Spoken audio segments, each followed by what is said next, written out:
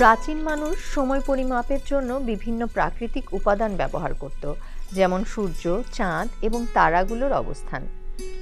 সৌরঘণ্টা এবং পানির ঘড়ি এর মতো প্রাথমিক যন্ত্রগুলো মানুষের দৈনন্দিন জীবনকে সময়ের সাথে সামঞ্জস্যপূর্ণ রাখতে সাহায্য করত।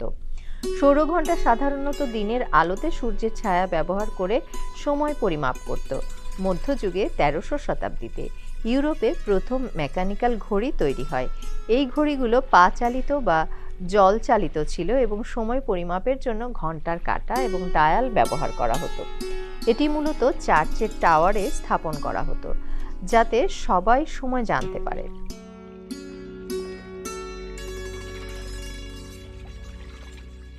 ১৬০০ শতাব্দীতে পকেট ওয়াচ বা পকেট ঘড়ি তৈরির প্রচলন হয়।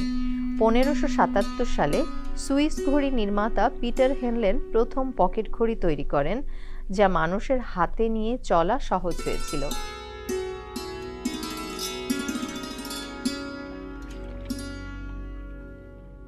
১৭০০ শতাব্দীতে ঘড়ির ডিজাইন আরও উন্নত হয়।